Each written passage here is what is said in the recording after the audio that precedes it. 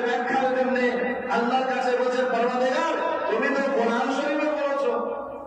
যে জান্নাতে না কোনো